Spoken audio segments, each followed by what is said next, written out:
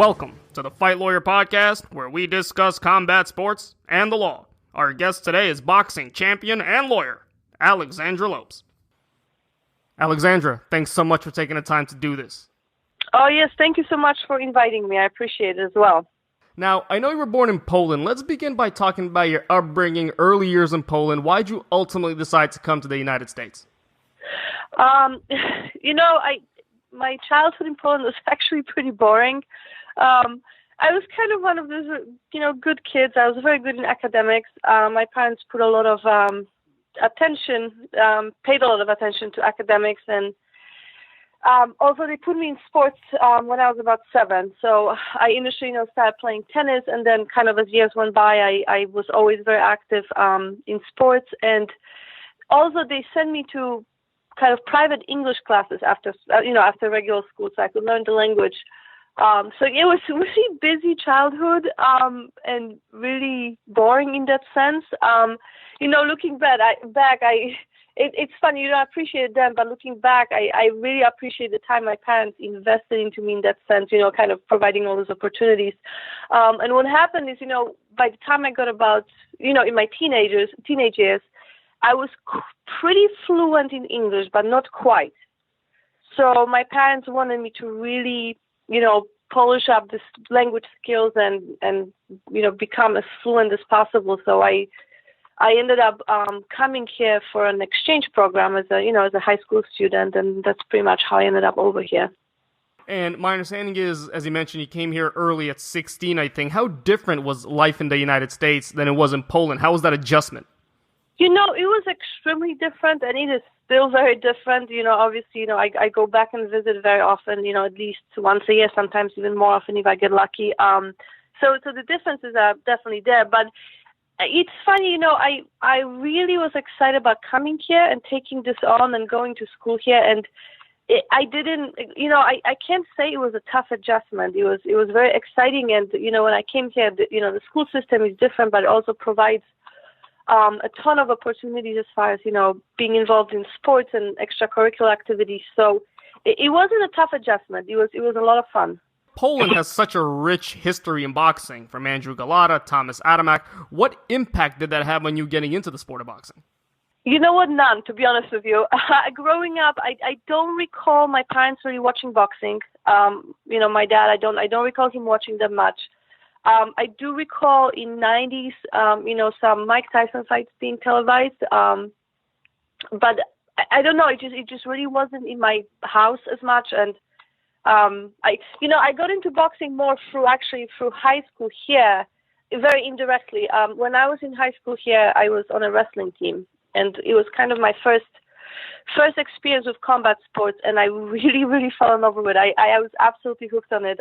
It was probably one of the most fun things I've ever done, besides boxing. So when I graduated high school, I was kind of looking for something along the lines to replace wrestling with, and eventually, as years went by, I fell into boxing. But that's where it started, really, from that experience, not necessarily from home. And were you involved in any other sports? You mentioned wrestling, boxing, anything else that took to your liking? Or no, when I was younger, when I was still in Poland, I was very active in horseback riding. I really enjoyed that growing up, for years, actually. And then I ran track and field, and when I moved over here, I ran track and field as well. And then, over the years, I just did everything. I was very, athletic as a child, so I played, volleyball, basketball, just kind of all, sports available at that age. So I was always very active. And when you did take on boxing, when did you realize you can turn this into a career? It's funny. It's funny for me to hear you word it this way, because I never really considered boxing to be a career, in the sense that, let's be honest, you can't really support yourself from women's boxing. And I'm just being, flat out honest. I mean, maybe there's some fighters out there now, with the Olympians going to the pro ranks that, like Katie Taylor and Claressa Shields, where, maybe their income level is as such that really they can treat it as a career. But, when I was getting started, it really wasn't an option. It was more, as an athlete, I looked at it as a sport that I loved. And I wanted to compete in it just to, initially to see how good I am. And then, once I started, I really, really, got hooked on it, and I want to continue competing. So, I probably figured out I want to stick with it after the first time I tried it. And about 6 months or a year into it, I started thinking about competing on an amateur level. And I had some fights as an amateur. And then eventually, again, I turned pro in 2009. It was just so few women around in amateurs at that time in New England. It just was one of those things, I had a couple of fights a year, and eventually kind of like turning pro was a natural next step just to see where it goes. I know you were born in Poland, now you live here and you're an American citizen, I presume. How difficult would it be to compete at the Olympics with that kind of dual background that you have? I have no idea. I mean, honestly, I had very little amateur experience, a handful of fights, and I know they've recently were talking about changing the rules, but always, the rule of thumb was always once you turn professional, you cannot go back to competing in amateur boxing, which, Olympic boxing is considered amateur boxing. So and then there's also the age limit. And I don't even know, in Olympics, what the age limit is for fighters. So I've never even considered the subject, to be honest with you. Understood. When you turned pro, did you have to go out and look for a promoter, or do you have a promoter, or did they have to seek you out? No, so it's funny. I turned pro actually practically in my hometown, not quite, but very close to it, in Massachusetts against a fellow local fighter who I also fought several times in amateurs, and it was on CES boxing card, and Jimmy Birchfield's card, and I had my first. I can't remember how many, but my first handful of professional fights was with CES, and then actually my last 2 fights were with them as well, and so is the next one coming up. So I've been a free agent my whole career, call it, all these fights, but we have a great relationship. My husband and I have a great relationship with CES, and as well as with other local promoters. There's a few other promoters around here that we've worked with. So over the years, as the time went by, we've been able to get fights on different shows, working with different promoters, and it's always been great. Why do you think you mentioned that you can't support yourself being a female boxer? Why do you think the American market hasn't been susceptible to female boxing in the past? I have no idea. I have heard so many different things. So it's like, initially the answer is always, well, people still don't like seeing women get hit. But then now you have, women competing in MMA, and I think we can agree that MMA is even more physical and like rougher in that sense, with the elbows, the cuts that you sustain and things like that. And it seems like the public took to that just fine. And I don't know if maybe because, in MMA there's the level changes and the wrestling involved, so it's not as much of, it's not always based just on striking and punching. So I don't know. So that was always the excuse. The public isn't ready to see women get hit. And then I don't know. I just feel like it's just this thing out there that it just was never really quite accepted, and it's always been a little bit of a challenge. And I just feel like it's, in this day and age, it's just so silly because, I don't know, women compete in any other sport out there. And keep in mind, it's like women in boxing, just the same way as any other combat sport, compete against other women. So it's a very evenly matched competition. So I don't know. It's just been like this, and it's hard to support yourself because until very recently, again with I'm talking just recently with the couple Olympians going to pro rings, but before then it's like you don't really have sponsors, you don't have any. There was up until last year no TV exposure whatsoever, and and that's the big part. If you don't have the TV, you don't have the proper level of pay, you don't have the proper level of sponsorships. You kind of working on I would call it more local level. And you are somewhat limited in what you can do with it. For us, it's, we practically have financed all our fights. With the exception of the fights I've gone to, I've gone abroad to fight. Like, we went to Sweden, went to Poland at one time. But besides that, all the other fights, we practically finance ourselves through our ticket sales and, local businesses sponsoring us and so forth. And, we finance the cost of our opponents flying in and their purse. And often, there isn't really much left over, besides maybe like covering expenses of the training camp and so forth. So I just, with this type of setup, it's impossible, to pay your bills and have a normal life in that sense. You have to have a job and, your focus has to be kind of bifold, to live like a normal person and have, a household and so on and so forth. It's just tough to do it, just from boxing. And I guess because of that, there haven't been too many famous, quote-unquote, female boxers who have been able to transition into the public spotlight. Are there any boxers of whom you were a fan, perhaps modeled your style of fighting after, male or female? You're kind of asking me two different questions, because there's a lot of fighters that I really like watching, but not necessarily model my style after, because perhaps their style wouldn't quite work for me. It's something that maybe I can implement really well. So to give you an example, from female fighters, I always really enjoyed Holm because of excellent footwork, and I also, I'm a very mobile fighter, so I enjoy watching her. And now, I really like Katie Taylor. I think that, her combination punching and her body work is just great. She's excellent. From male fighters, I really typically find myself drawn to kind of Central Eastern European fighters. I really like Vasily Lomachenko. You really can't even copy what he does. He's just a whole different level. I really like Gennady Golovkin. It's hard not to like him. He's very exciting and very likable. I like Sergey Kovalev. So I find myself always kind of rooting for the Eastern European or European fighters in general. But again, if I was to compare my style to anybody, I feel like my style is kind of like, very basic, good fundamentals. There was few fights of Tomasz Adamek seen where he was sort of at the top, where I felt like the stuff that he did was kind of similar to what I tried to do. It was very kind of basic, good combination punching, kind of in and out movement, good movement, and I sort of have that kind of a style. So there's fighters that I follow that I really enjoy watching. I try to steal little things here and there from them, not necessarily model my whole style, but just kind of learn, because as you watch a lot of boxing, you always pick up on some things that you could implement and that could work for you. You mentioned MMA. Some say MMA is on its way to being the biggest sport in the world, particularly Ronda Rousey made it really, really big. Seeing that there's a market out there for female fighters, is that something you're interested in, or would you stick primarily or strictly to boxing? Unequivocally, no, and I'll tell you why.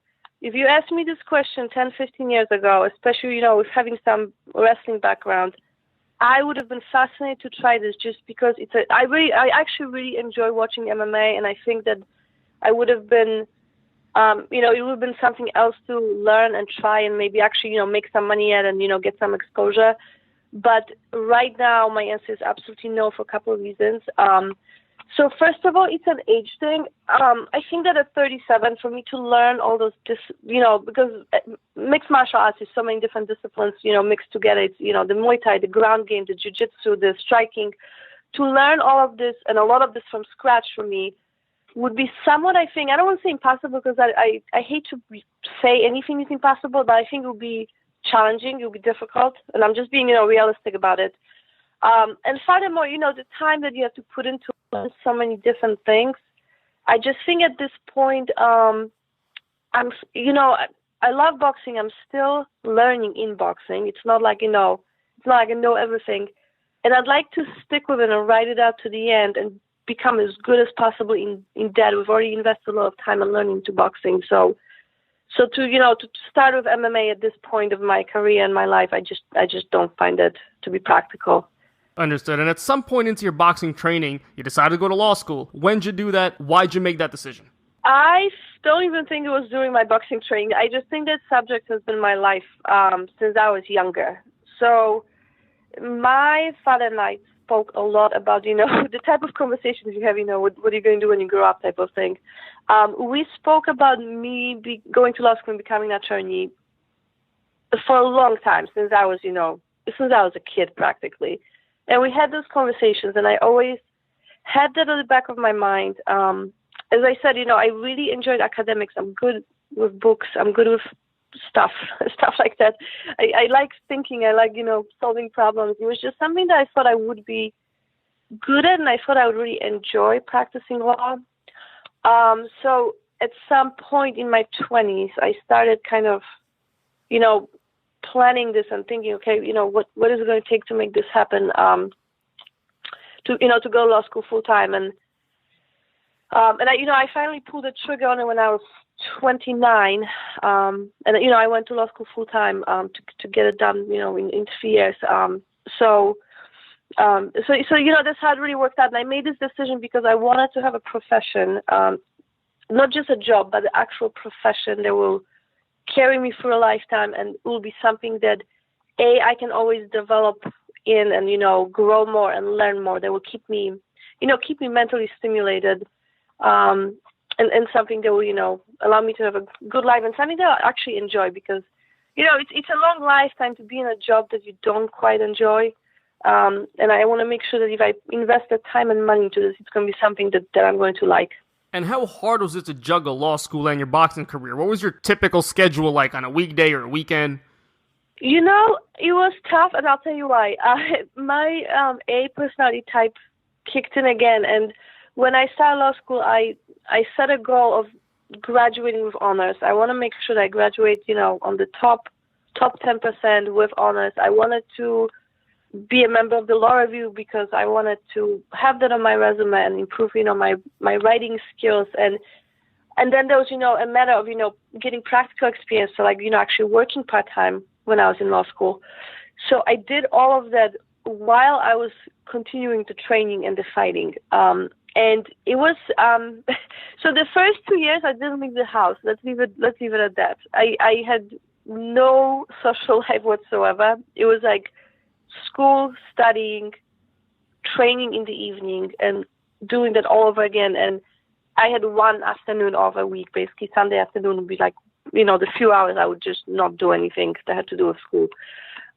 It was tough, and I think that, what I kind of put aside and sacrificed is, any kind of like social life in law school. A lot of people, hung out and went out, and, my school is, in Boston, the city. So it was easy to have some entertainment, and I gave that up to have the time to go to the gym, and have a few fights and actually stick with training. And then, my second year was really crazy because I was in school full time. I joined the law review, and then my second semester I actually started working part time on the top of it. And then I still continued training. So it wasn't until like third year, when things kind of loosened up a little bit, and I kind of could take a deep breath and say, okay, I actually have a day off or an evening off. So it was tough. What made it a little easier is, at that time I was still kind of fighting. I believe I was fighting 4 and 6 round fights.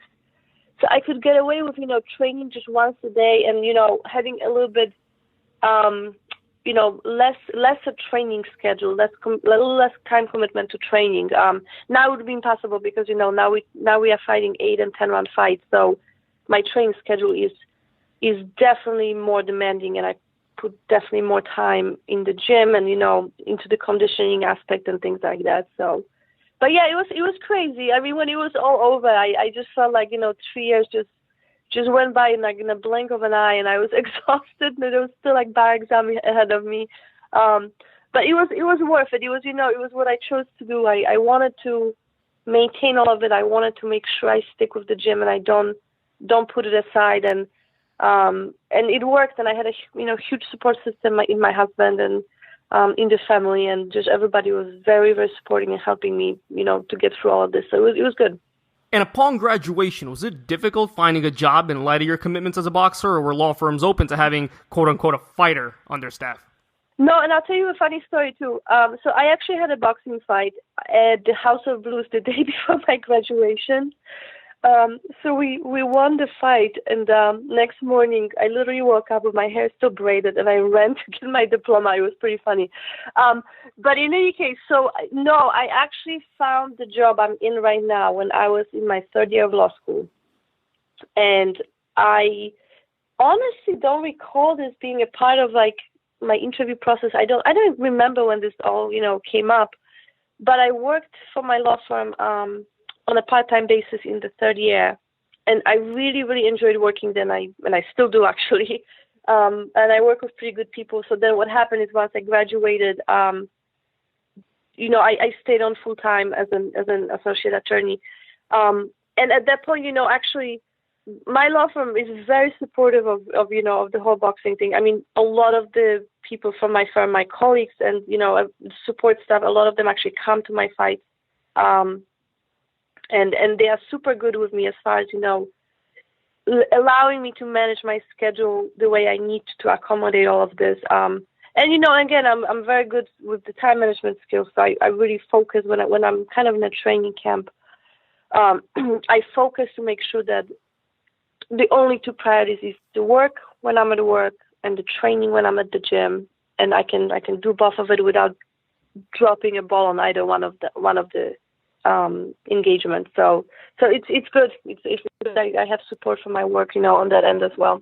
And I know you're in litigation. What qualities that you possess as a boxer are helpful in a courtroom, at depositions, with clients even? I don't know. I think maybe perhaps just, being decent, being good under pressure and kind of making quick adjustments.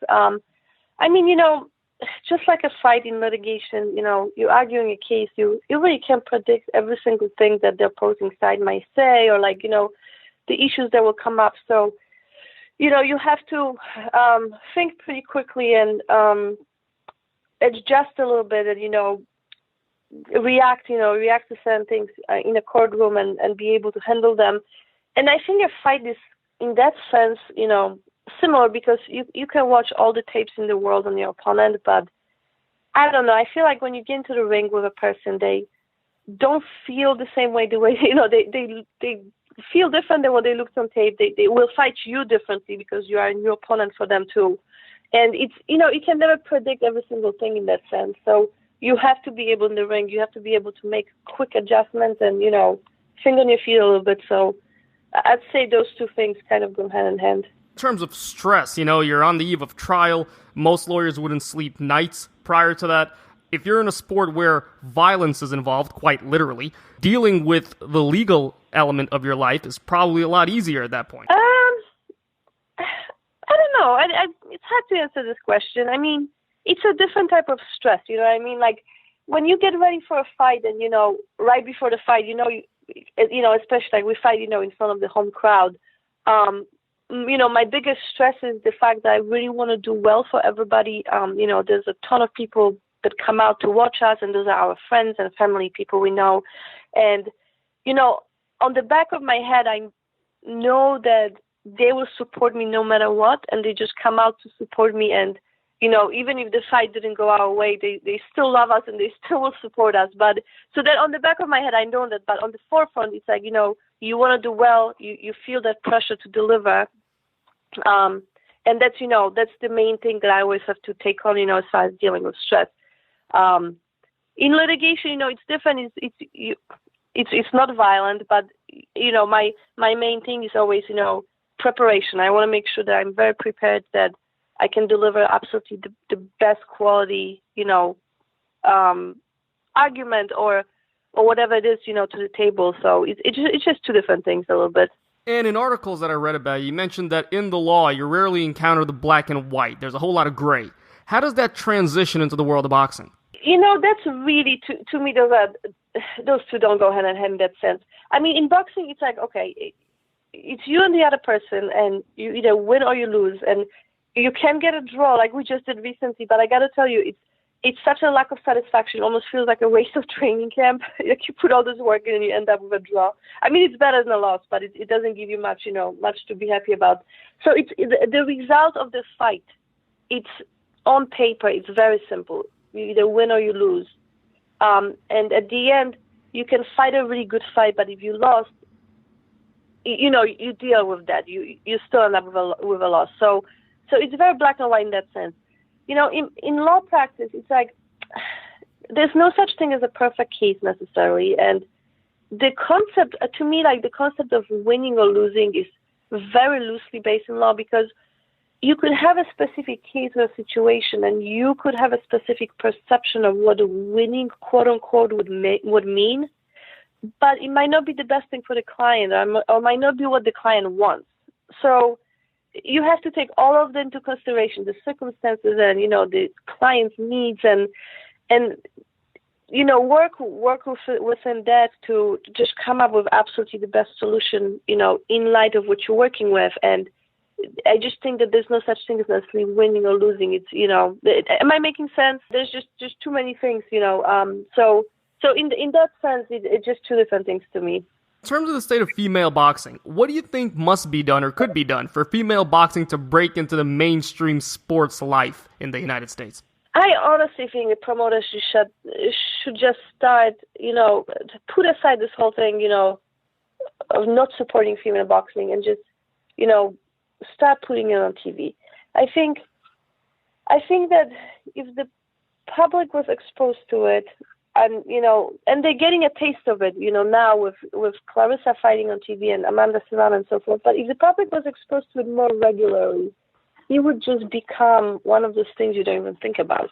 You know what I mean? It would just become part of our programming and part of what you get to watch on TV. And I think that there are a lot of good matchups out there. There's a lot of good, experienced female fighters. To be honest with you, when we watch MMA, we forget, we don't think about we're watching male or female bouts. Like, the female fighters are equally trained and equally good, and their fights are equally exciting, and as their male counterparts. And when you watch it, you forget. You don't really think about, who is fighting. You're just watching the actual fight.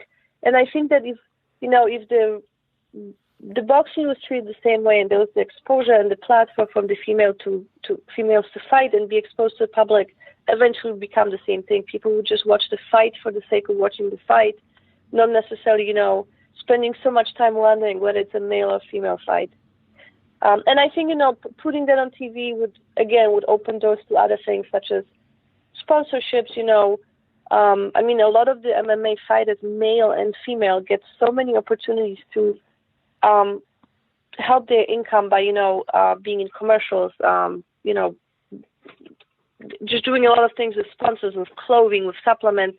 And I think all of that would be available to female fighters if they're exposed on TV, and would kind of, build up just the whole system.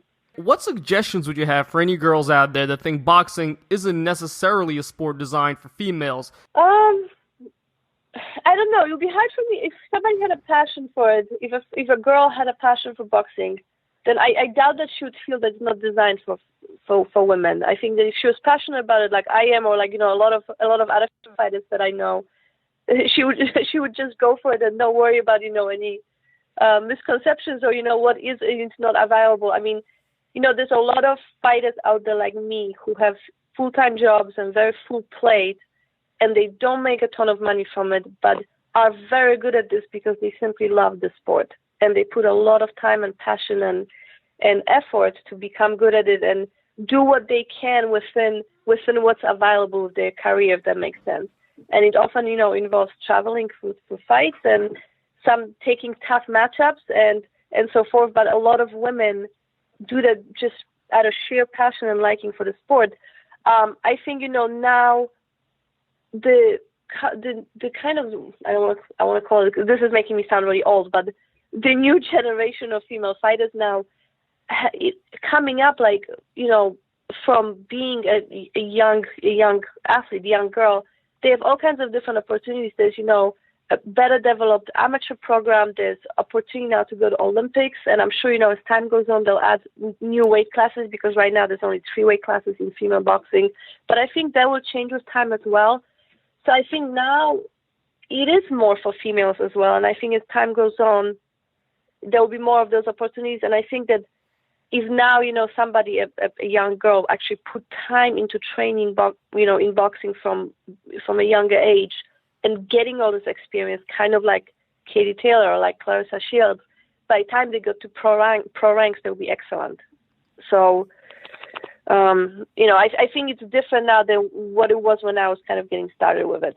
At this point in your life, do you think of your law practice as a secondary career, meaning something to fall back on when you can't box, or are they two equally passionate endeavors in your life? Okay, let me answer this question a little differently. So, my law practice is my primary career, in the sense that I've invested a ton of time and money and effort into, becoming an attorney, and I really, in the second part of that, I guess my answer is that I'm equally passionate about both. I really enjoy my quote-unquote day job, being an attorney. It's something, that I enjoy as far as working with my clients, and it's something that provides me just with so much learning and, mental stimulation. And I really actually, can't wait, to see what I can do as far as, as I go along and, get even more and more experience in becoming a lawyer. I feel like you learn even more, and, you come across cases that are more complex and more interesting and more difficult. And I'm actually really excited about it. I really enjoy that aspect, and the challenging aspect of practicing law, as well as really, meeting people and, working with attorneys and meeting clients and doing all of that, being able to provide a service to my clients. So there's a lot of parts of law that I really enjoy, and it definitely is my primary career. Now, I am equally passionate about that and boxing as well. And boxing is like my heart, it's like, it's my baby. Like, I've done it, for many years at this point. It's something that never ceases to be very exciting. Like, my husband and I are both very passionate about it, and he's trained me since my second professional fight. So we share just a huge, connection and passion for the sport.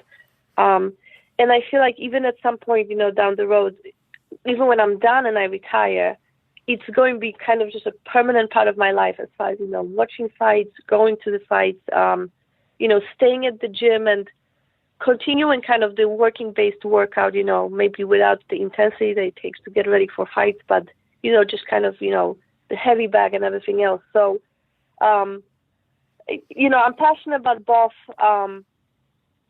Practicing law is definitely a day job and the primary career. The boxing is kind of my passion, and more than a hobby, it's more of a passion and something that I just truly love, and I hope to get the most out of it, before it's time for me to retire. Where could people go to find out more about your career, your schedule, your upcoming fights, perhaps where they can meet you? Where could people go to find out more about you? Absolutely. So we actually have a website. It's a simple website. It's www.lopes.boxing.com. On the website, we have pretty much everything. We always have information about upcoming fights. We have links to purchase tickets to the fights once it's scheduled. There's, a ton of pictures, videos, just stuff generally. If anybody wants to read up on it, links to, there's a lot of links to, articles, that came out, over the years about our fights and things like that. So that's the best place to go. There's also a link there to get to our Facebook page, which is, the typical facebook.com/Team Lopes. And then we also have, Instagram and a Twitter account, and they're both under the same handle, which is OLA_Lopes Boxing. And that's all, again, connected to the main website. So it's pretty simple, and absolutely we appreciate the support and anybody that will take the time to read through it. Aleksandra, once again, thanks so much for taking the time to do this. Listen, I really appreciate the opportunity and really enjoyed the conversation. So thank you so much as well. And that's our interview with Aleksandra Lopes. I hope you had a good time. Thanks so much for listening. My name's Dmitriy Shakhnevich. If you want to learn more about me, please visit www.dshacklaw.com. This is the Fight Lawyer Podcast. Till next time, folks.